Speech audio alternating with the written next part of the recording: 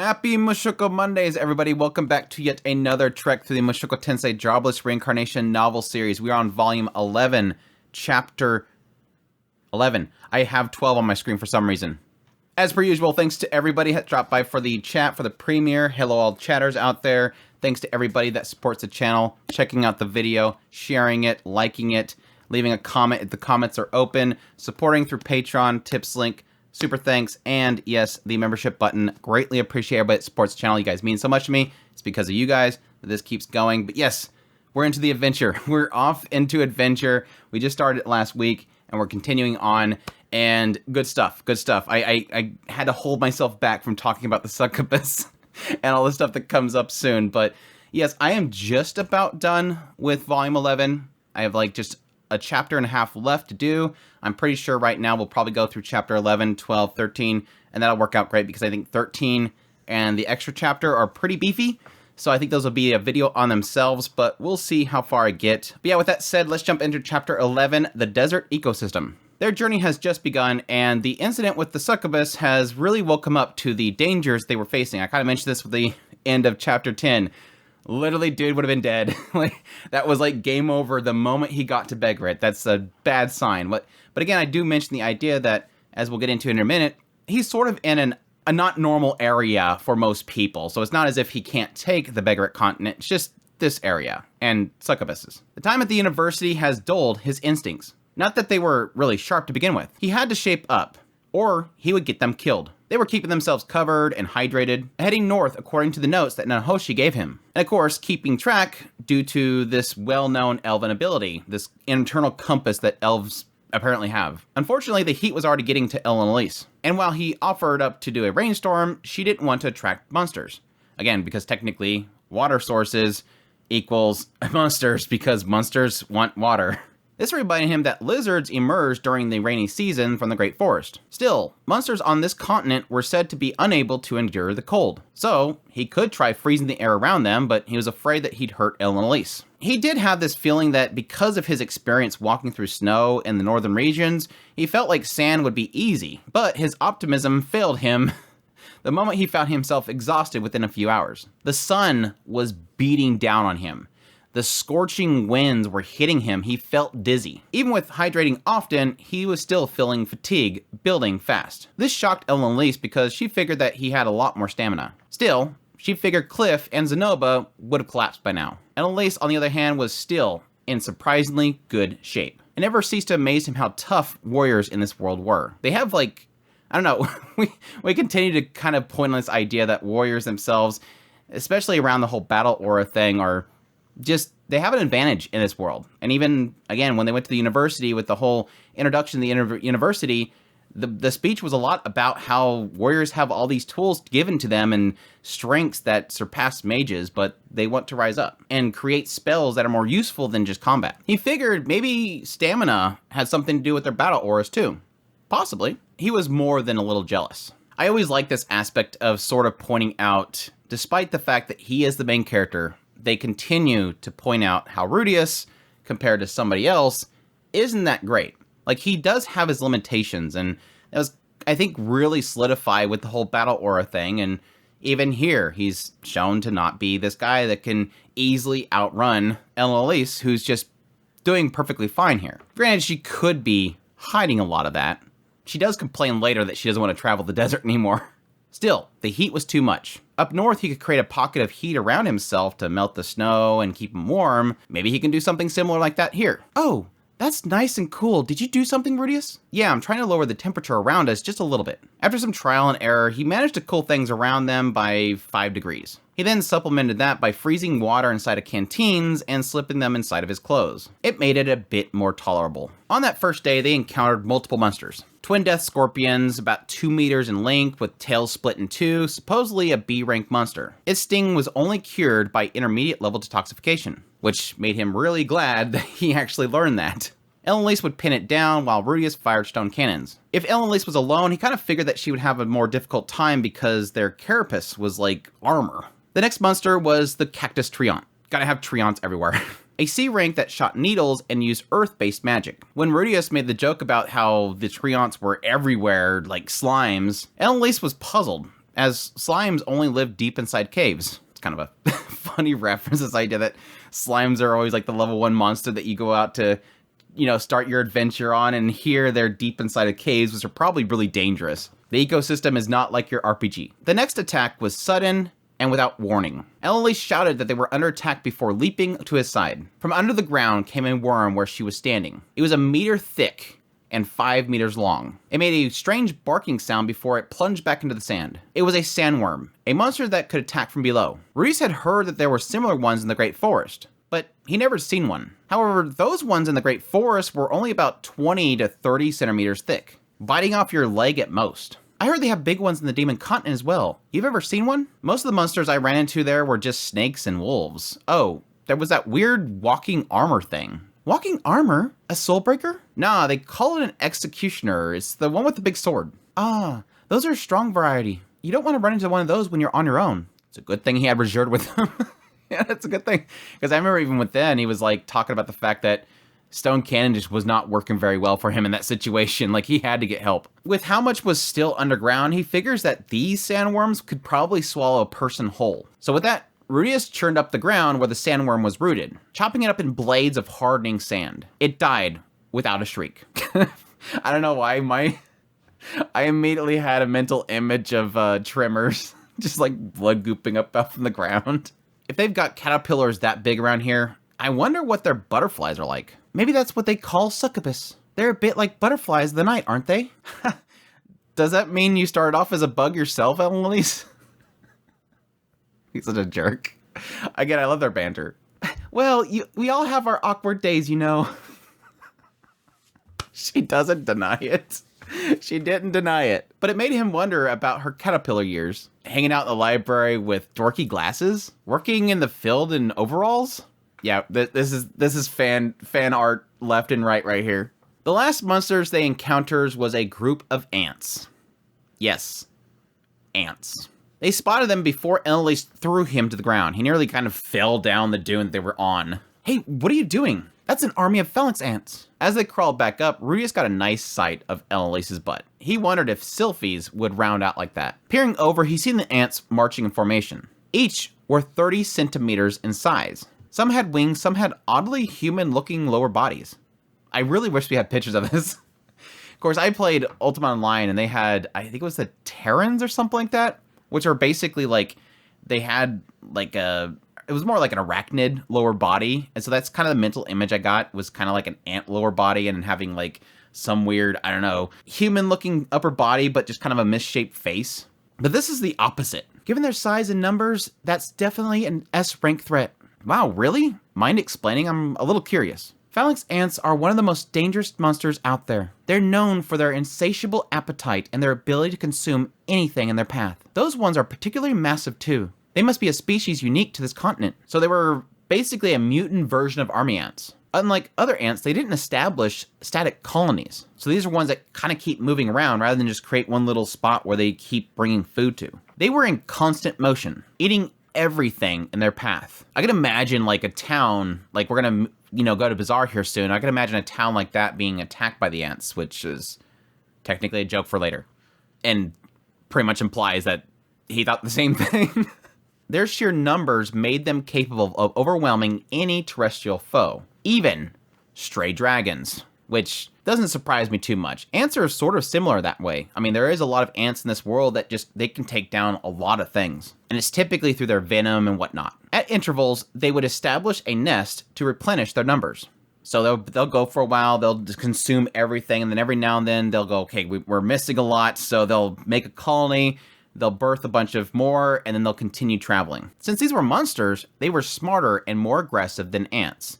Because yes, typically ants, they create a trail, and that trail is pretty much what they stick to. The assumption here is, unlike ants, where if you go next to an ant trail that's going, they keep going. Whereas these ones, they'll see you and they'll go after you. Approaching, they'd be swarmed in a blink of an eye. None of them individually were that powerful. Some E, D, or C rank. But there were thousands of them possibly.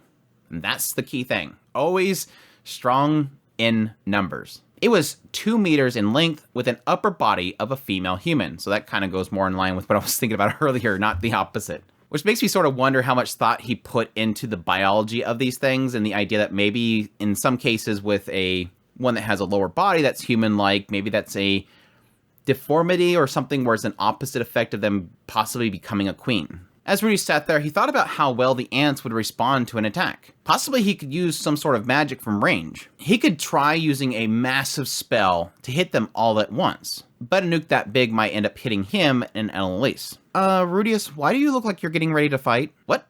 I'm not. Well, you're clearly thinking about how you would try to kill them. For now, Annalise wanted them to stay put as they marched past. It wasn't as if he was going to get a bunch of experience by killing them, and he's not going to drag a bunch of carapaces all the way to town in this heat. Finally, an hour later, they were able to move on. As sun began to set, they debated if they wanted to continue on into the night. Yes, because it's obviously going to get cold really quickly, but is that better than having to walk in this heat?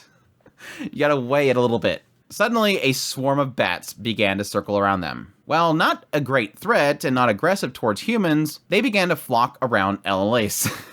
He assumed maybe it's mating season and they were all males, and so they're just kind of fluttering around her, and he's kind of letting whatever. I mean, they're not going to hurt her or anything. Let's just keep moving, and she's just kind of just getting agitated by these things. Hey, Rudius, don't just watch. Help me.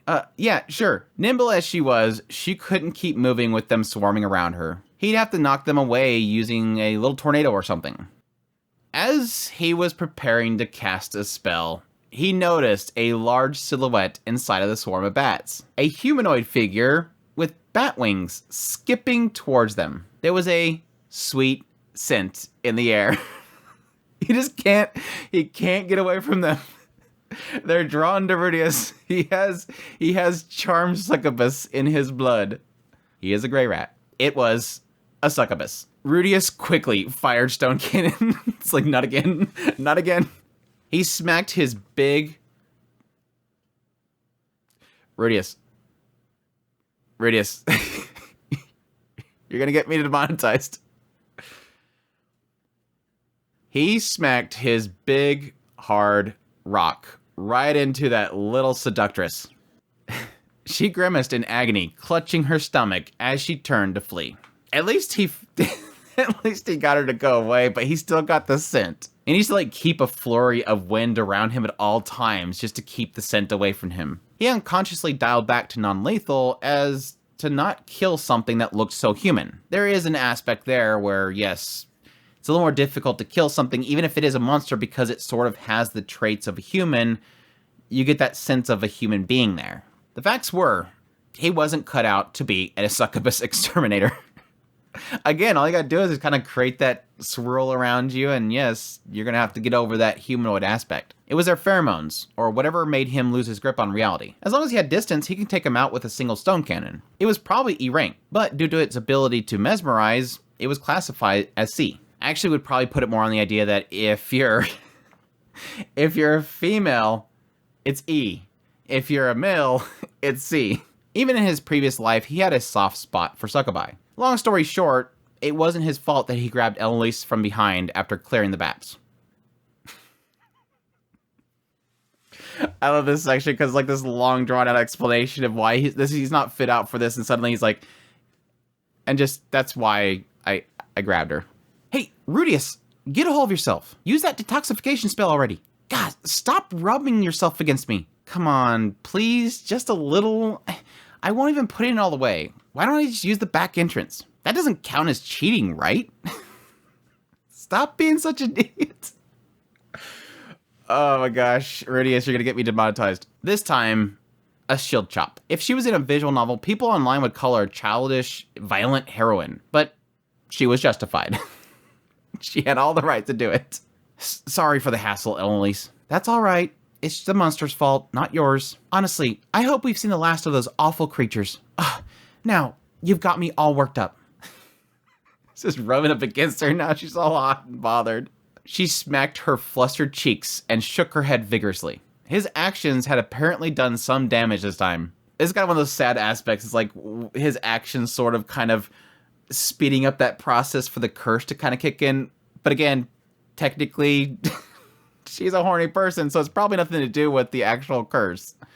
The curse just requires her to do it, not that it makes her want to do it. It seemed that the bats were under the control of the succubus. It wasn't unnatural for stronger monsters to actually command weaker ones. It apparently kept the women at bay while the men were seduced, led away, and consumed, which is a very interesting tactic. Again, emphasizing that monsters in this world aren't like, beasts in our world, not just like a lion or something like that. I mean, yes, a lot of beasts in our world are very smart, some even more smarter, but they have a process here. You never typically see a lion using a snake to capture somebody. It's typically mostly kept within their own breed, if there is a pack aspect. Going back to the succubus, you could also say that the pheromones they're releasing is one of those things where, yes, it's more appealing to the males. The males feel that it's like some sort of fragrance they love, whereas the females, it's putrid.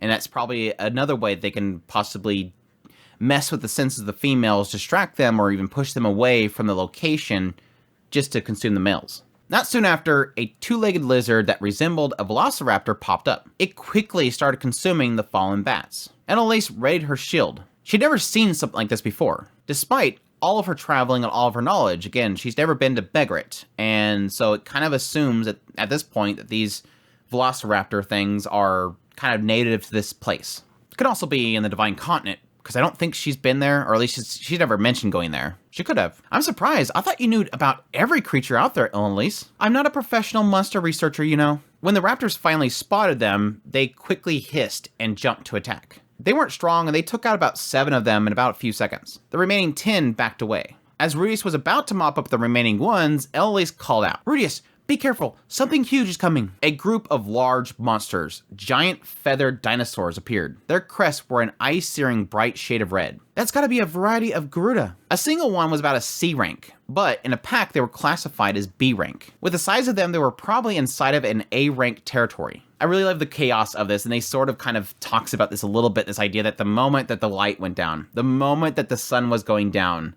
suddenly, bats, succubus, raptors, Garuda, like things are just constantly flooding in like crazy. And yes, it sort of implies this idea later on that it's probably because of the pheromones that were released, but it's just chaos here. So this whole idea of, okay, let's just go out at night isn't working too well. But at the same time, it's not to say that whatever shelter he creates is going to shield him from everything, depending on how beefy he's making his shelter. But it does make having a beefy shelter a great asset out here, because I don't see somebody surviving overnight, or at least even getting any sleep at all. Again, it kind of goes back to the whole, the jaw area of the Redwood Mountains. This idea that, yes, somebody could do really well there. Like Rajurd said that he could probably do well there, but he would never be able to sleep. And it's sort of the same indication given with sort of the Demon Continent as well, and this idea that, yeah, you're going to be very tired traveling there alone. I think when they were mentioning the idea of Roxy traveling down, it would have been difficult for her to do it alone because she'd never be able to get any sleep. It seemed the Garuda were actually after their natural prey, which is the raptors. They quickly come in there and they were consuming them. Once they noticed that Annalise and Rudius was there, they kind of turned and cried at them. Well, yes, the logical conclusion Rudius comes to is to take them out while they're busy. But Annalise motioned for him to move. Something bigger was coming. It's like it doesn't stop. Something bigger and bigger and bigger.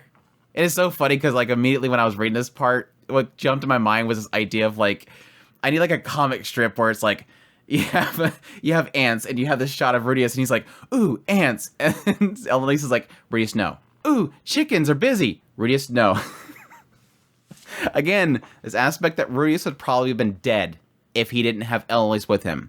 It was true with the succubus when they first arrived. It was true with the ants. I'm sure Rudius has probably just blasted them rather than waiting for them to pass. I mean, he probably wouldn't even know if they would pass. And yes, in this situation, he's seen an opportunity, which is a logical opportunity. You see these big, massive bird things, and they're busy consuming the raptors. Take them out when they're busy rather than walk along and then them come and chase after you. After making some distance, they made a temporary shelter and began to cook the raptor that Annalise had grabbed. Today taught them that the night was a very different place. Yes. Once the sun set, the monsters kept coming. Annalise speculated the succubus's pheromones attracted the creatures. It was a sweet scent to males, but intolerably foul for females. It was hard to say if that applied to monsters as well, which I'm going to say right now I would probably assume yes. But again, it could also just be the basic fact that there was blood spilt, and blood often can draw in monsters. With succubi targeting human males, it meant swarms of monsters in the desert. Yes, he notes here that the first succubus that they killed didn't draw any bats or other creatures, but there was a magical barrier there. Perhaps it slipped inside alone somehow. And then he thought, ah, crap. What if it was a friend of Orsted or something?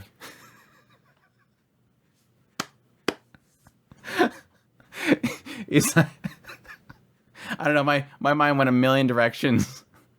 Orsted coming in. Honey, I'm home. Let's have some fun. Or it's just like a pet he's keeping.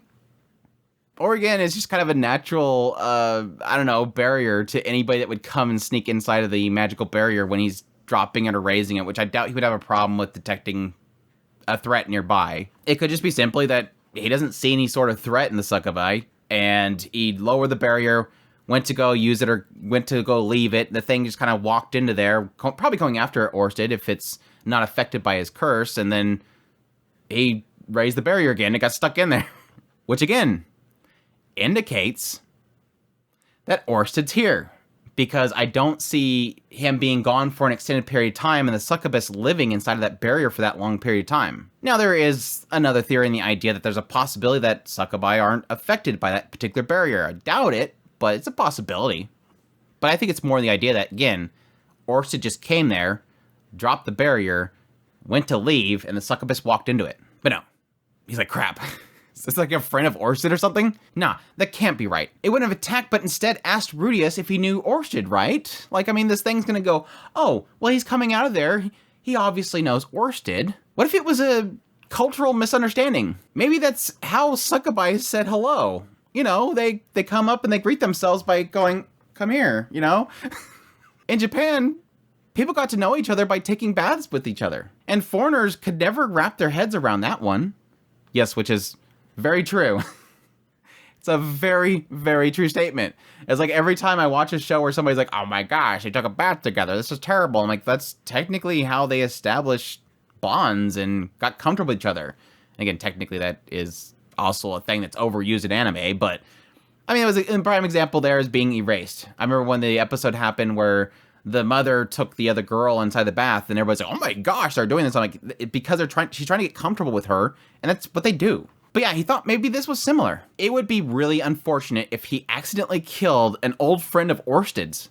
No, if he posted a guardian there, Nanahoshi would have mentioned it. With his curse, most people hated Orsted, and it probably applied to monsters too. Elise gave off a yawn. He really envied her ability to relax. She'd be less carefree if she knew what Orsted was like. Still, he couldn't overthink things. Worrying about every monster being someone's friend.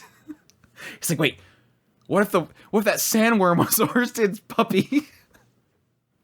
But no, I like this aspect that he's running this through his mind, like how, oh my gosh, I might have killed Orsted's friend. Oh crap. What if it was Orsted's friend? And then Elise is right here, just starts yawning. He's like, how can you be so carefree right now? We have a crisis right here. It's great. It's a great set. Like everything involving Elise, but succubi is just great. Which makes me sad that they've technically left what seems like most of the succubus. We'll see. Now, this is an interesting thing. In terms of encounter rates, this place seemed worse than the Demon Continent. Interesting. Now, I would argue most of the time that Rudius was traveling with Rijerd, he was handling most things. And so you could say that there's a possibility that he was handling a lot more than he even seen. But it made him think, if this place had more encounter rates than the Demon Continent, hopefully he didn't land in the Divine Continent by mistake. That was a very interesting twist. I'm like, I don't think that's where he's going, but that would be a really cool twist, this whole thing, to come to find out that this teleporter, they're in the Divine Continent, and he's thinking he's going towards Raban. But they never really kind of established what kind of ecosystem the Divine Continent is. I mean, the only thing we really kind of talked about is how if they wanted to travel from the Demon Continent to the Central Continent, they were going to have to travel around the edge of it, which is like this steep cliff, but not what's actually inside of it. Elise assured him that if they kept handling the things the way they were, they'll manage. Just make sure you're ready to deal with it if a succubus gets me again, okay? How about you be a little more careful? Their first day was over. It felt like a week, honestly. They had a long road ahead. Again, it's so interesting at this point to kind of reread this segment because, again, eventually realizing at some point that there's sort of this barrier around this area. So it's almost like this is a kind of enclosed area with monsters that are more difficult than they really should be. And it really has me truly fascinated with the idea of, is this an area that a long time ago Orsted cut off with this sort of sandstorm, or if it's just a natural element of this world itself, or this continent itself, to have these areas that are almost sectioned off by some sort of spell or just a natural existence of some nature force. With the fact that each of these teleporters are covered by a barrier, it doesn't make sense that he would create a secondary barrier around it, unless what they're eventually going to get to is that illusion that the previous one had. Because it never really explains when Rudeus leaves. When they leave where the teleporter's at in the Beggar Continent, he doesn't talk about the fact that he re-upped the barrier. Unless the barrier is just a temporary drop, you go inside and it just automatically reappears. But there's seemingly two aspects of the barrier itself. One would be the idea that it sort of is a wall that you can't get past, but two is the illusion itself. And as they left the temple where the teleporter is in the Beggar Continent, it doesn't go into explaining that he re-upped it. So what if there wasn't one there? It's what he pushes away later. I don't think that's the case, but because I don't see a barrier being pushed away by his spells manipulating itself. Later on, they'll run into the sandstorm that's almost like a wall of sand. And he uses his magic to, blow it open. Like, to blow it away. That doesn't sound like a barrier to me. That just sounds like some sort of natural weather pattern that's created. That is an illusion that's covering something up. That is serving as a way of blocking people from going somewhere. So like a natural barrier rather than an actual magical barrier. So I don't know. It just brings up the question mark, is this area enclosed by Orsted? Or again, is this just a natural existence of some sort of force? Chapter 12, Traversing the Sands. Their second day was no less eventful. He found himself consumed by a worm while fighting a twin death scorpion. As he was being pulled down, he used Wind Slice to tear it up, and Earth Magic to push himself back up to the surface. Very convenient. Again, that's technically a death knell for anybody. Like, most people, you're consumed, you're down there, and it's just basically a death coffin. It doesn't necessarily explain how the worms themselves consume somebody, maybe by suffocating them, and then maybe like a snake where it just kind of slowly crushes them and it decays their body. Or if inside their body they have some sort of spikes or something, or acid within them that breaks them down. But Rudeus has the advantage in the idea that he can quickly cast spells. He doesn't have to say out a long incantation. He can just slice it up and then just push himself back out. And even if most people, they kill the sandworm down there, they're probably just buried alive anyways. So he's got these two aspects that sort of make him survive. When he got to the surface, Annalise had taken a hit from a poisonous stinger. This is pretty sad. Apparently seeing him consumed threw her off, and she lost her focus. Rudeus killed the scorpion and saved her life with intoxication. Neither of them screwed up, they just got unlucky. I just poor Annalise, she's like, dang it, Rudeus, and then stab, and it's like, ugh. Nice work getting us out of that mess, Rudeus. I could see why you acquired such a reputation as an adventurer. She didn't blame him over the situation, even though she nearly died. He was the one that was careless. She was definitely mature. Don't look so miserable, alright? No matter how alert you are, sometimes things just get the better of you. We managed to pull through, and that's what matters. After some travels, they managed to catch a glimpse of a colossal monster in the distance. Its every step sent up a cloud of sand. It had to be hundreds of meters in size. It was like a blue whale with legs of an elephant. That's a behemoth, Rudeus. Huh? Have you seen one of those before, Lise? Oh, someone's gotten a bit more casual all of a sudden. I don't know about that, I just try to be respectful to my elders. Zenoba's older than you too, you know. Well, sure, but he's basically a big kid. There's like multiple jabs in here. The idea of calling her an elder. And the fact that, yes, technically Zenoba's older than him, but it's a completely different situation there. But no, I did double take when I first read that. I'm like, wait, he called her Lise? What? Behemoths were one of this continent's most famous monsters, ranging from 100 to 1,000 meters. For those that are in normal areas, that's a half a mile long. It's a half a mile long. They were peaceful and tended to leave people alone unless attacked. Some have claimed to have slain one and found massive numbers of magic stones inside. Hearing these rumors, people tried to hunt them down for profit, but doing so was easier said than done. They had extremely tough hides. While they had no weapons or attacks, they would simply just thrash their massive bodies around, killing most of their enemies. Even range was ineffective, as they would just end up burrowing deep inside the sand. It's a very odd concept, this big, massive, half-mile long beast just burrowing down to the ground. Like, what? Again, technically he says it's like a big whale. Also, despite their size, nobody has ever found a corpse, giving rise to the rumor of the hidden behemoth burial ground somewhere. Realistically, their corpses were probably just eaten by nearby monsters. You know, you might be able to take one down if you tried, Rudius. She has like a massive amount of confidence in Rudius. Again, technically he soloed a red worm, a straggler, of course, but still, that's quite a feat in itself. Again, he one-shot Bodigati, so why not? I'm not planning on going around assaulting harmless herbivores for no good reason. Still, it was worth a shot if he was ever hard up on money. Granted, this is technically Rudius in general. He's constantly thinking about, oh yeah, I'll stick that in my... He's got this massive back pocket.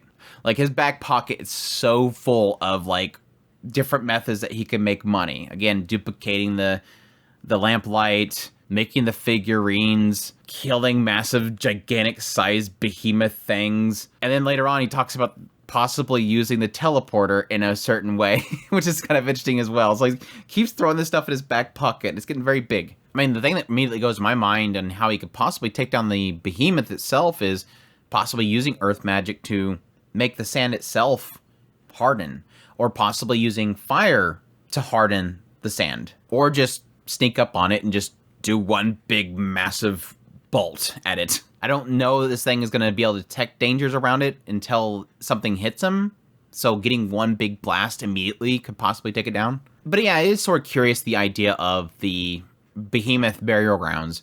When I read that segment right there, when it said this idea, this hidden behemoth burial grounds, it sort of made me believe this idea of the moment that it thinks it's going to die, it's kind of like a lot of animals. Like, we've had a lot of pets that they'll just find some place to go, and that's where they die. We've had animals that literally flee the house, even though they've never left the house themselves. They literally ran away because they were old, and we assumed they probably were just going somewhere to die. So I can see them having that feeling that they're going to die, and then they bury themselves under the ground, and then that's when they die, and then just they decay. Which makes you wonder, just keep tracking them, and eventually you'll find out they died at some point, and then just go up there and retrieve whatever they have in them. It also makes me think, with how big they are, I wonder if they're just like an actual a moving labyrinth. That'd be so cool. Like, I think about things like, you know, Breath of the Wild, this idea, this big massive behemoth's walking around and it just has a labyrinth inside of it. On the third day, they encountered a sandstorm. Here it is. It was like a wall of sand. Being unable to wait it out, Rudius used his magic to clear it. Looking back an hour later, he found the sandstorm had reappeared exactly where it had been. There it is. Very odd. When I first kind of read this, I assumed it was an aspect of like him just using like a gust of wind to kind of push away a segment and then go through, or just use it as sort of a barrier, this wind gust around him that kind of shields them as they walk through the sandstorm. Because I'm thinking sandstorm, massive. This massive wall of sand, like you would typically see in a desert, this big tornado basically of sand. But he's sort of implying this idea that he used magic and dispersed it. Like, it just poof. Push it all away. Kind of similar to the snowstorm when he went to go save Sarah. Just push it away. Whatever's fueling it, adjust it. And then an hour later, he turns around, and there it is again. Again, similar to what he says here, it seemed plausible it was some sort of magical barrier in its own right. Maybe a natural-looking defense of the road leading to Orsted's teleporter. Very interesting. He does think, yes, technically Nanahoshi didn't mention that, but she was technically out of it most of their trip. So she may never have been conscious during that time. Again, very, very, very interesting because of what they get into in a minute. On the fourth day, the monsters encountered decreased. He thought maybe the sandstorm kept them sealed off in that area. The monsters here were different. Scorpions had one tail. There was no army of ants. There weren't giant bats flying around or succubi. There were raptors, but they were smaller, and there was no sign of Garudas. Honestly, he fought the urge to be disappointed at the lack of succubi. Rudius. You don't need that anymore. It's very, very interesting. Again, it's like a natural barrier that's creating this ecosystem there. And again, my question marks that pop in my mind is, are these monsters that are in a habitat their own building themselves up to be stronger because they're stuck in this very volatile habitat that's sort of been created? Or because there's a lack of pruning, and because there's a possibility that there's some sort of mana being created from this teleporter, they're feeding off of it. Monsters are created typically by some distortion and some mana, this buildup. And it's possible that that's building up there, or it was created to build up there to ward off people. Again, all these steps that seemingly have been created by, my assumption is Orsted, to protect that teleporter. But why only here? Why not at the teleporter they just went to in the northern region? Yes, technically there, we mentioned the idea that Elolace was sort of guiding them away from the greater threats. But that's something that she could technically do here as well. It's probably more of an aspect that's more of a natural environment for her, so she knew how to kind of move around and maneuver, whereas here, this is a very unknown environment for her. Sand, dunes, and all that kind of stuff. Anyways, I am thinking about this way too much. I do that, though. That's welcome. If you're new here, welcome to Mushoku Mondays. On day 5, Rudius began to have fears of them going in circles. But he had to trust Elolace. Voicing his concern would only cause them to throw off their teamwork and end up dead. Suddenly, Elolace called out as something was in the distance. Possibly a mirage, but they moved towards the blur on high alert. It was a giant rock formation with a steep wall. Climbing up it would be a challenge, but Rudius used Earth Pillar to take them up. As they slowly elevated, cautiously, as they weren't really sure what was going to be on top, Rudius felt something rubbing his butt. As he held Elolace in his arms, she was rubbing his butt. Elolace, what is it? Is there some reason you're groping me? Oh, just a force of habit. Think nothing of it. Maybe the curse was starting to affect her. He was keeping Cliff's invention supplied with mana, but all it did was buy them time. It had been 10 days since she was with Cliff. Worst case scenario, he would have to sleep with her. But even if he blamed it on the curse, he'd still be cheating on his wife. He needed to keep his promise. His hope was that Bazaar had a brothel. She could hire someone. Again, that dilemma. Do you do it? Do you not? Elolace, we're at the top now. Oh, yeah, I suppose we are. She was clinging onto him, staring at his shoulders with some passion in her eyes. Elolace wants something. You gotta give it to her. You can get off now. Oh, right, pardon me. She stepped off the pillar, but her eyes drifted down to his lower body. He started sensing some danger. Maybe holding her was a mistake. In retrospect, she was consciously trying to avoid physical contact with him for the last few days. She's trying to go out of her way not to touch Rudius or be near him in order to avoid that thirst kind of building up in her. A few seconds later, Elolace shouted out a warning to get down. Something flew past them and a cold tingle ran down his spine. That's a griffin! She drew her sword and Rudius readied his staff. He wanted to fall back behind her in formation. However, there's 2 of them, Rudius. You deal with that one. As it flew towards him, he thought about dodging its attack and having Elolace hold both of them, but they hadn't planned for that, and she told him to handle this one on his own. If he didn't kill it, she may be taken by surprise. With Quagmire possibly not being an option, and Stone Cannon possibly being dodged, he was considering wind magic, but was running out of time. Launching itself towards him with a powerful kick, he ducked down and casted Earth Hedgehog. Earth and spikes burst up around him. With his eye of foresight, he seen that it was attempting to dodge to the side. He fired off a wind spell, creating a shockwave that robbed it of its mobility. As it recovered itself with cat-like agility, he fired off a stone cannon, taking it down. He then finished it off with a fire spell. He then turned to assist Elolace, who was targeting its front legs to reduce its agility to attack. After firing off a stone cannon, it became distracted for Elolace to stab it with her rapier. The stone cannon then tore through its spine. I do like this kind of difference in tactics they're using here, and the idea that he's sort of spontaneous while it seems like from Ellen Lace's side that she's more tactical about what she's doing. And yes, it sort of comes with experience. Again, I'm assuming that Ellen Lace may have had some sort of experience with griffins or possibly has learned about them. But Rudius, again, is kind of thinking, okay, this thing's coming at me. What do I do? Do I do this? No, it's going to dodge that. I'm going to do this. And then it comes to attack him and he goes, okay, I'll do this. Hedgehog. And then, okay, Eye of Foresight helped me see what he's going to do next. Now I can react to it. Without the Eye of Foresight, he wouldn't know that it's dodging. Again, he's kind of working on whims here because it's a completely new experience for him. Whereas from Ellen Lace's side, yes, Rudius killed it first and she's still fighting it, and he sort of helps her finish it off. But remember, she's meticulous about what she's doing. She's guarding herself and hitting at its hands, its claws, it's attacking at it, and she's attacking it so that it lower its agility and rob it of its weapons. Its weapons are its claws.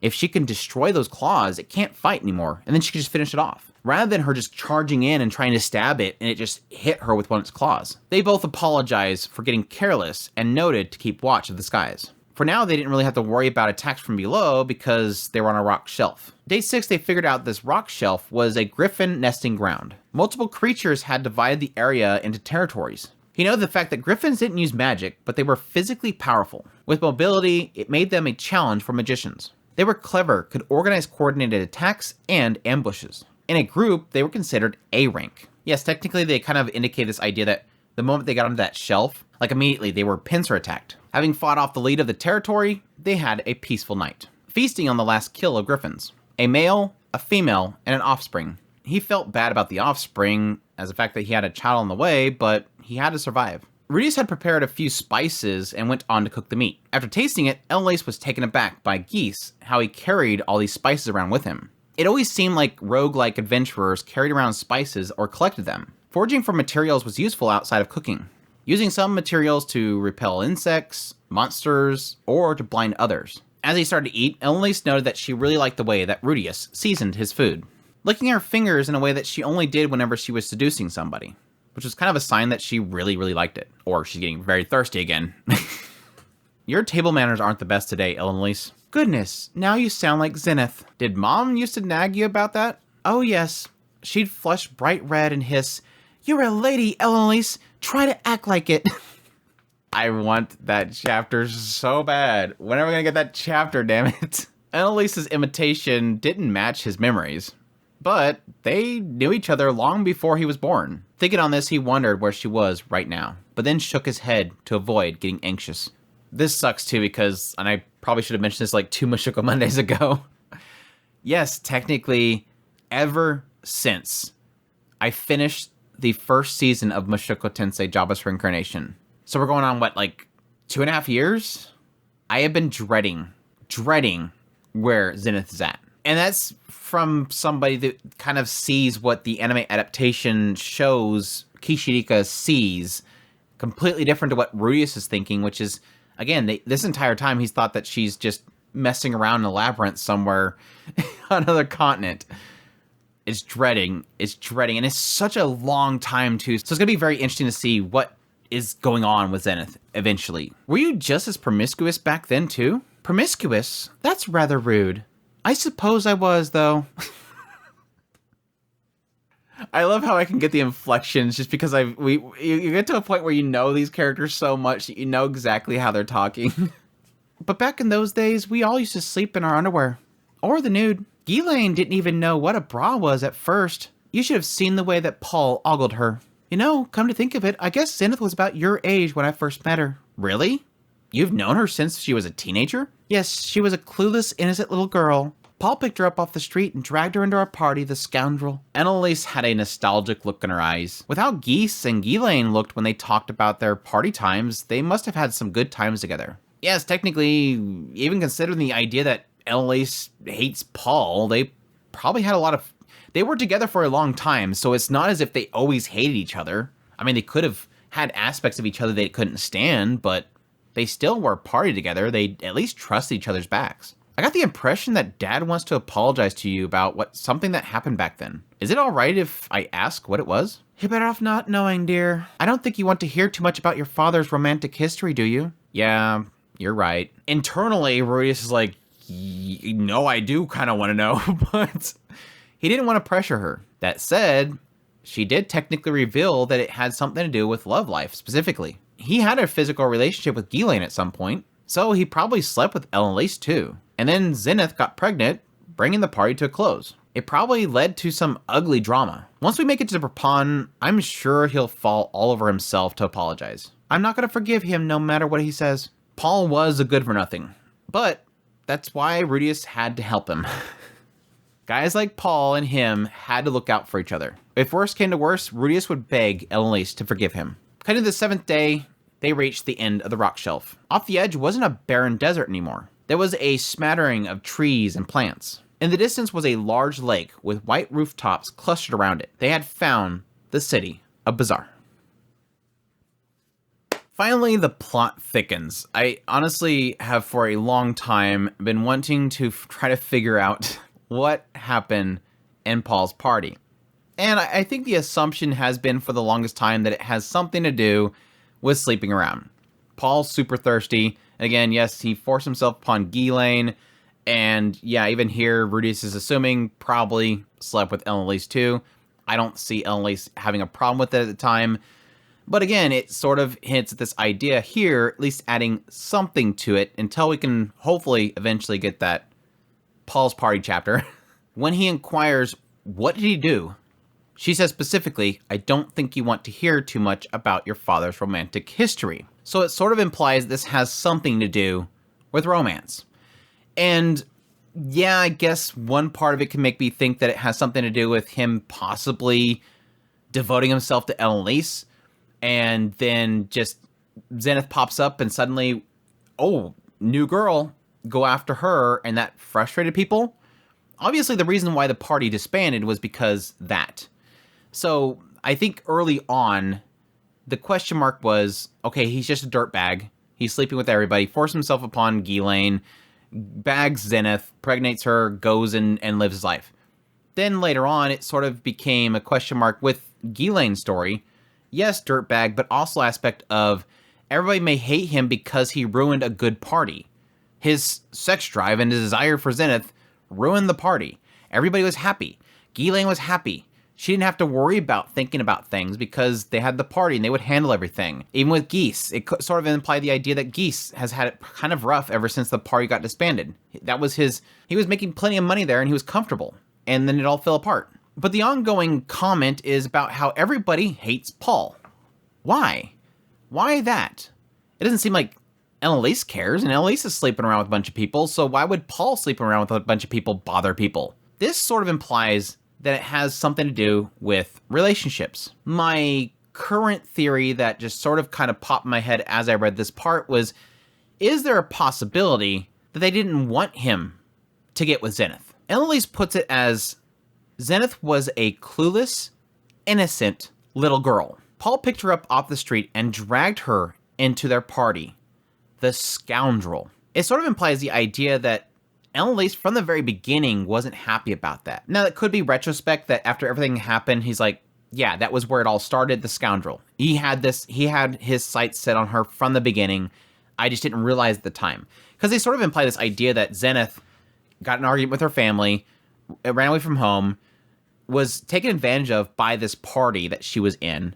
And then Paul came in and basically rescued her. Then at some point, he kept pursuing her, kept making moves on her, until eventually she said, okay, I'll let you have your way with me, but I want you to promise that you'll never sleep with another woman ever again. Fails that miserably. Fails that. Promise was broken eventually, dirtbag. But I'm now sort of starting to wonder, is that a true story? So theory number one, Annalise didn't like the fact that he basically dragged this innocent girl into the party and then kept pursuing her until eventually he impregnated her and then they ran off together. Basically, because of his lust for this cute, innocent girl, he ruined everything. But putting emphasis on how she believed that she was an innocent girl and he was wrong for going after her. She deserved better, and he's a dirtbag.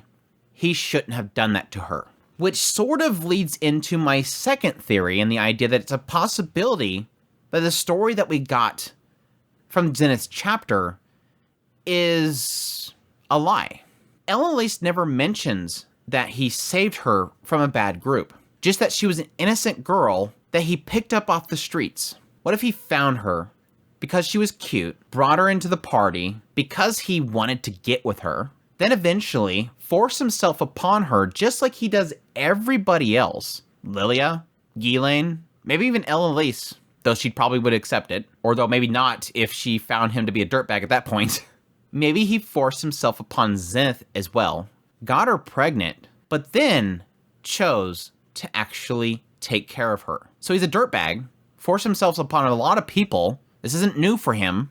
Got her pregnant, but actually chose to take care of her, take responsibility for that, destroyed the party, and that's why everybody hates him. It wouldn't be too much of a shock. It is technically a shock to how things are explained in Zenith's chapter. That is a first-person perspective. It's Zenith telling her story. But again, what if that was all a lie? What if he never saved her? Because again, Elelise just said that he picked her up off the street.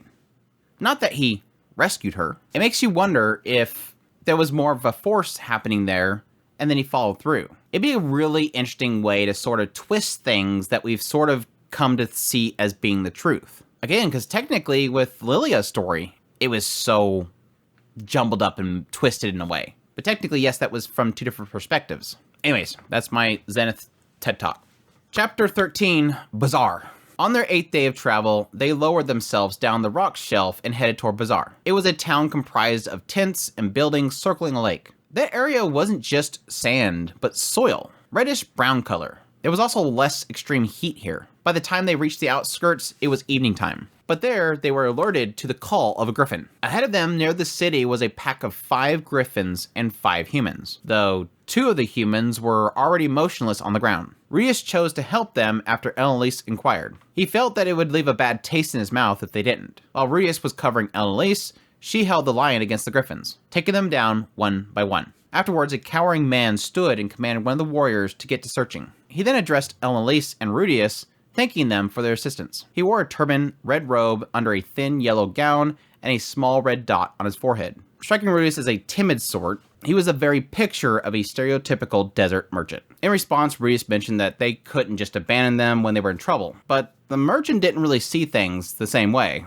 that this was sort of an uncommon thing. Somebody helping somebody else didn't typically happen. After the merchant wished blessing of the wind to grace them, he turned his focus to his men. 2 men in his party were fighters with curved swords and heavy armor. Since curved swords were present in the Demon Continent as well, Rias sort of assumed that maybe they were better for larger monsters. However, because they were wearing heavy armor, it seemed like it kind of hindered their ability to move quickly, which was sort of bad for fighting griffins. One of the men, with a patch over his eyes, tattoos on his face, standing 6 feet tall, spoke up. "Don't see mages often in these parts." His companion, a girl, light brown skin, was staring at Elelise. "Hey boss, that girl a succubus?" Since they were speaking fighting god tongue, Elelise turned to Rudius. "What is she saying, Rudius?" "She's wondering if you're a succubus." "Well, I suppose I am, in a matter of speaking." "Wow, she admits it." "That said, I don't make a habit of spraying foul odors all over the place. I keep telling you, they smell really good to me." The tall man chopped his companion on the head. "Don't be an idiot. What kind of succubus travels with a man? You've got some nerve insulting them after they saved our lives." "Ow, but boss, you said girls who show up when there's bats has got to be a succubus." Rias had a hard time understanding what she was saying. It seemed like she had some sort of accent. "This is exactly why they call you Bonehead, kid. Sorry, miss. We didn't mean to offend. Carmelita here is just kind of a moron, that's all." "What's this now? Is he trying to make a move on me or something?" "No, he's apologizing because the woman called you a succubus." "Ah, is that all? Well, tell him I'm not offended." Elelise turned and shot him a brilliant smile, prompting him to blush. She says she doesn't mind. No kidding. Does she not speak our language or something?" "Nope, I can interpret for her though." At this point, the guy was openly staring at Elelise. Of course, she looked kind of proud being ogled, being used to it. At this point, the man introduced himself as Ballybottom. Ballybottom. Ballybottom. Ballybottom. Ballybottom. Ballybottom. Ballybottom. And thanked them for their help. After Rudius introduced himself, they were called away by their employer. In parting, he mentioned that his employer would probably want to reward them. It seemed like they needed to go find their cargo. "What? They're just leaving? I expected a bit more gratitude." "It looks like they left their wounded behind." "Oh, they're dead." Honestly, it seemed like that was the reason why they didn't come to aid them after the battle. They probably knew they were dead. This one's still awfully young. The poor thing. The girl was maybe 18, a hole in her forehead, likely from a beak. I wonder if leaving the dead where they fell is a tradition in this continent. No decent adventurer would ever do such a thing. Well, those people didn't look like adventurers to me. Since they'd vanished in different directions, Rudius decided that he would burn and bury the bodies. It seemed heartless the way that they had left them there. He honestly had no idea they would even reward them or even how they would find the employer. But that didn't matter. It wasn't as if he helped them looking for some sort of payoff. It was just satisfying enough that he did his good deed for the day. Technically, yes, it does come back to reward him later on. With that, they walked off to Bazaar. Arriving, the sun had set, and the place was lit with large bonfires all around. Around the bonfires were carpets and people sitting, eating happily. Most wore turbans and different colored clothing. Many reminded him of the tribal clothing on the Demon Continent. It's like the more and more that we get of Beggaret Continent, the more and more I'm kind of wondering if there's some sort of connection between the Demon Continent and the Beggaret Continent. Again, technically, all the continents in the history and the lore of the world was sort of kind of created because of this big, massive attack that split everything and created this big ocean sweeping into it. But it sort of makes you wonder if there was some sort of travel between the two of them or some sort of connection in some other way. Maybe the teleportation. Or it could just be like a natural aspect of how harsh those environments are. It doesn't seem to imply at any point that anybody so far on the Beggaret Continent are demon folk. Everybody they've mentioned so far has been human. As they grew hungry at the sight, a man offered a meal for 3 Sensha, which they took him up on. While Rudius tried to pay him with bronze coins,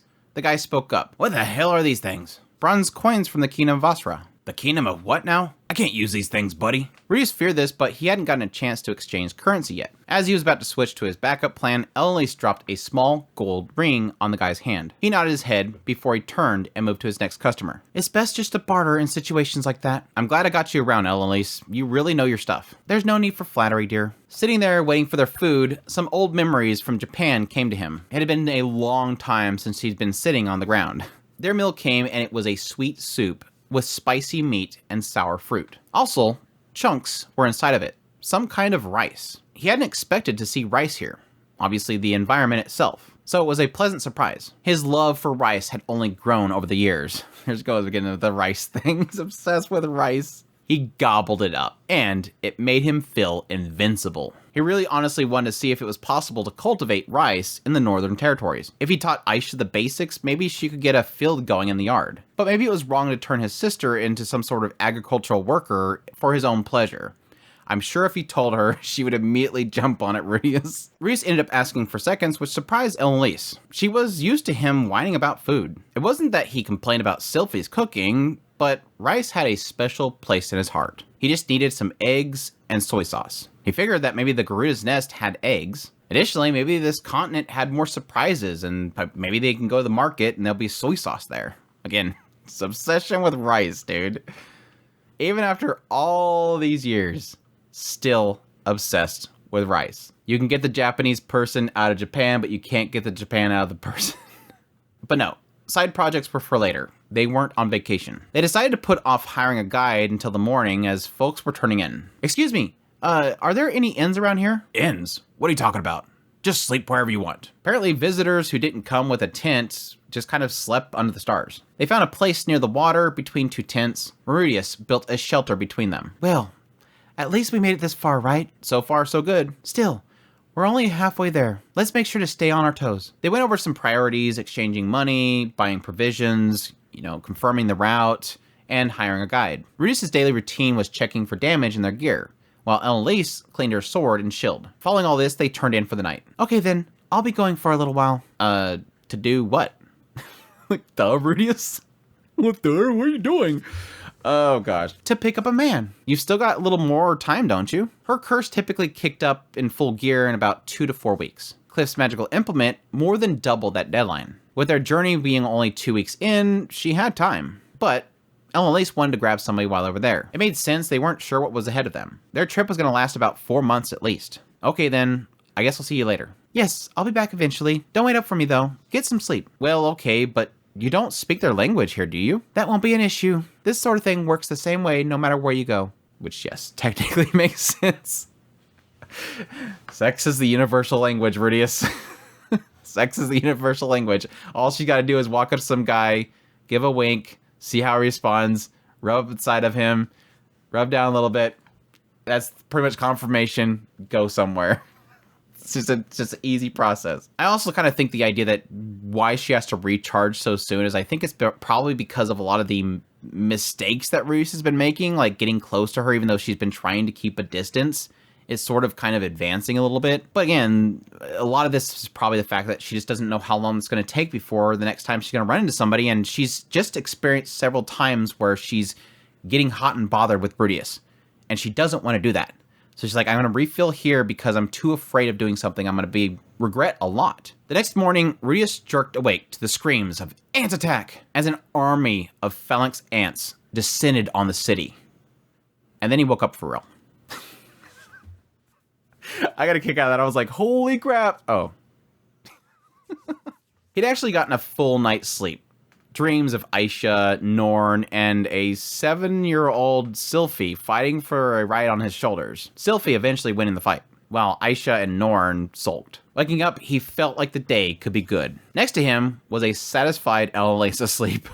Reese felt bad for Cliff. I do kind of feel bad. But again, it's the curse. Bazaar in the morning transformed into a lively commerce. Sales of products, trades was everywhere. Glass seemed to be a big focus in the area, like this was a major industry here. While the central continent did have glass, it tended to be thin and semi-transparent. It wasn't comparable to things that he'd seen in Japan, but still, he considered buying something here as a souvenir, but LA stopped him. Their next step was getting a local currency called Sensha. Bartering was big here, but it didn't hurt to have a little bit of cash in pocket. Reese got a little excited at the idea of actually learning a new currency. He had seen some of this currency before in the Eastport. It was your typical round gold coin with a cruise stamp on it. To acquire some, they sold some things they brought with them. Jerky sold for 3 times what they paid for in the central continent. He could really make a killing if he bought the things and sold them using the teleporter.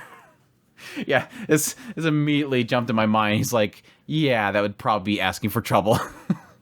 But yeah, if you think about it, like things in different regions sell for more in other regions, mainly because it's more readily available there versus it's having to be traveled to this location. So if you can buy a bunch of stuff from Central Continent, teleport to the beggar continent, he could sell it for a whole bunch more and just make a trade route through it. But yeah, eventually, one day, you'll be carrying a big old pack on your bag and you go to that teleporter and what are you doing here? They secured 5,000 Sensha, which should pay for their short-term needs. With their meal costing 3, it seemed like they'd be fine for some time. Like Nanahoshi said, Rappan was confirmed to be a 1-month's journey north. It was a major city, so information was easy to get. Talking to some guy about the route to get to there, he got a bunch of information about the usual road, going through the Kotz region. Sadly, due to bandits, it's not safe, so a lot of merchants cut through the Ucho Desert. Head east to this marker, go north to an oasis, from there go west to when you see the Kara Mountains, keep it on your left as you go north, blah, blah, blah. A bunch of stuff that Rudeus can't really figure out because he doesn't know any of these things. There's a bunch of landmarks and locations that people are aware of, but he's not. So he settled on asking if there's a way he can get a map, which honestly, the guy was confused that he would even ask that. Like, why would somebody make a map? This meant that they clearly need to get a guide. But sadly, this place was sort of a way station on the road, not so much a big trade hub. So finding a guide would be difficult. Because yes, most people would be going to places with major trade. Elise assumed that finding a guide would be easy, but this wasn't really her normal route to handle unknown locations. Whenever Elise would travel in unfamiliar land, she kept the border city areas where travelers were common. Jumping from a teleporter to the middle of a continent kind of threw off that whole plan. You sort of giving Elise the big benefit of the doubt here. Like, this is technically not normal. This isn't a sign that she's bad. It's just that she's thrown somewhere where she doesn't normally get that footing set first. He inquired Elise what she thought they should do. She normally would push to the shortest route, but she had enough of walking in the desert. Again, like I mentioned earlier, and despite the fact that she's been keeping up and Rudeus is struggling, she's like, I'm tired of it. I'm sick of desert. Her thought was to travel with a merchant. It sounded good. Aisha technically managed to reach Renoa, hitching rides with merchant caravans. The only thing that mattered was getting to the destination safely. The problem was finding a merchant heading to Rappan. Most were heading to a place called Kinkara to the east. There was traffic going north, though, since Rappan was famous for its labyrinths. It was a steady stream of valuable magical items. Some merchants earned a living that way, buying magic stones and crystals from the southwest up to Rappan. funneling profits into buying magic items. The problem is that most merchants like that weren't going to be around for another few months. As Rudius was about to give up and decide to head to Kinkara instead, he hit a lead. A man named Galban, who apparently made his fortune traveling from Rappan to Tenorio. Man, these names. Tenorio. Traveling from Rappan to Tenorio. It was said that he traveled with a caravan of 6 camels, which meant that he was earning good money. When they arrived at his tent, they found 6 camels and Carmelita, the warrior lady from the previous day, that called Elnalise a succubus. So that meant Galban was the mustached merchant. Galban welcomed them into his tent with a warm smile. He's like, yes, there's the answer to my problems. Come on in. It was good that they helped him. My apologies for yesterday, friends. We were surprised to see you'd already left by the time we got back. They had apparently sprung out to try to find all their camels because they had valuable cargo on them. When they returned, they found Rudius and Elnalise had already left and technically buried the bodies. So they were going to come back eventually, it's just their priority was to find the camels first. The bodies weren't going to go anywhere. But I'm not sure why they thought that Rudius and Elnalise would stay there. But yes, Rudius in his mind was thinking, you could have just told us that. But yes, he sort of thought maybe that was common sense here. Cargo first, everything else can wait. Which yes, technically if you think about it, for a merchant, their cargo is their life. Like if they lose that, they could go bankrupt. It must be fate that you found us like this. Would you care to join my caravan as bodyguards? How about 500 Sensha to Rappan? What do you say? It really did seem like to Rudius that this was his plan from the start. Yes, technically the guy has lost a bunch of his men, and they just seen him in action. But this all worked for Rudius. Alright, sure. We'll come with you as far as Rappan then. Ah, splendid. That's truly wonderful. I'd be even willing to sign you both a long-term exclusive contract if you're interested. I'd never seen a magician with your caliber before. I'd make it worth your while, I assure you. How about 10,000 Sensha a year? No, wait, Balibottom would kick up a fuss. Would 8,000 be enough? I'm sorry, but we've both got something that we need to take care of in Rappan. We'll keep your offer in mind, though. This was accepted easily enough. They had their ticket to Rappan. Everything was back on track. And that's chapter 13. Good set of chapters. Just little nuggets of fun in there. Again, Elnalise and Rudius together is just... it's too much fun. It is absolutely too much fun. I will admit that technically chapter 13 was like the weakest of the chapters, but that's really because it's doing a lot of... it's really kind of building a lot of the world of the Bigger Continent itself, which is stuff that I honestly, personally, really find interesting. It's not stuff that's really easy to dig into and theorize and pick apart. It's just stuff that really kind of breathes more life into the world itself, which is stuff that I always love. If people have been watching Mushoku Monday long enough, know that that's stuff that I just absolutely eat up. But no, 11 and 12 were fantastic as well. Again, the harshness of the Bigger Continent has been established. But again, the question mark still remains is how technically difficult is the Bigger Continent, because he faced the worst of it and it was sort of this odd environment that doesn't seem to be natural for the continent itself. I mean, we'll possibly see as they go forward, they might run into more difficult stuff again, but that it's like he jumped into level 99 and then he just stepped out of this barrier and suddenly he's in level 30 zone, and it's like, wait, this is much easier than I thought it was going to be. But I mean, it still has its threats there. I mean, obviously Elnalise is a seasoned veteran. Rudius is very powerful in his own right, so they have a leg up for the standard person in this world. Again, the poor 18-year-old girl just got pecked in the head and dead. Pecked in the head and dead.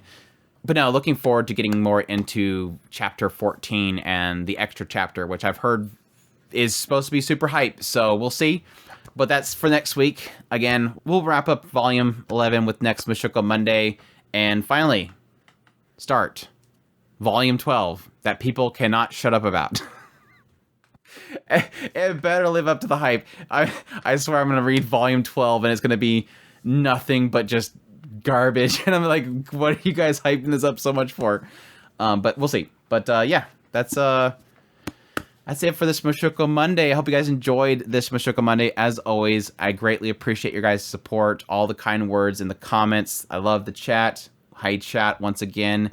Thank you guys for dropping by. It's really fun to talk with you guys. The chat's always been a lot of fun. As always, thank you guys so much for sharing this out to your friends, spreading the word for Mushoku Mondays, all those that leave comments down in the comments down below if it's open. And a very special thank you to everybody that supports the channel monetarily. through a Patreon link, which is in the description below. There's also a tips link down there if you want to do a one-time donation. For all the super thanks, super chats, and members of the channel itself. It means so much to me that you guys are willing to part with your hard-earned money in order to keep this going. And with all that said, until the next Mushoku Mondays, y'all take care.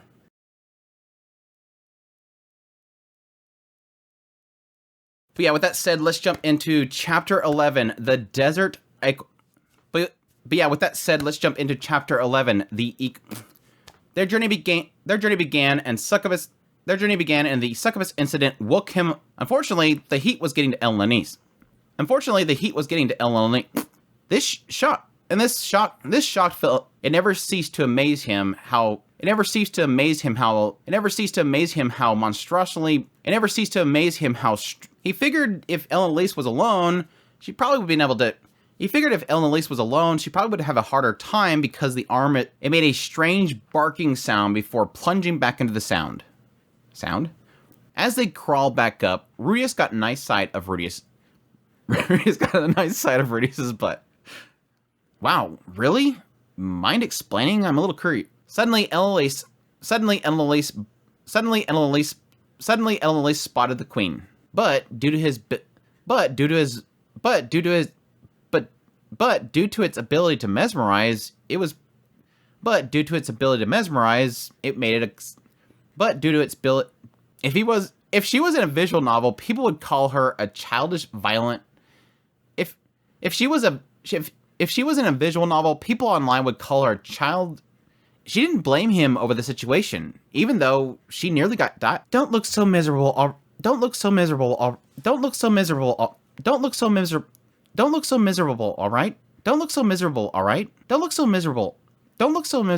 know about that. I just try to be respectful to my... I don't know about that. I just try to be respectful of my... I don't know about that. I just try to be a respectful...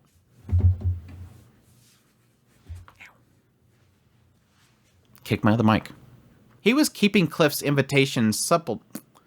He was keeping Cliff's invention supplied... He was keeping Cliff's... Foraging for materials was useful. Foraging for materials was technically... Afterwards, a cowering man stood and commanded one... Afterwards, a cowering man stood and commanded one of the guards. Afterwards, a cowering man stood and commanded one of the warriors to get to searching. Afterwards, he then addressed Rudius and Ilan. He wore a turban.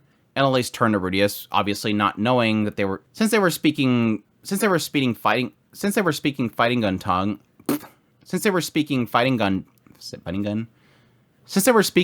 god tongue.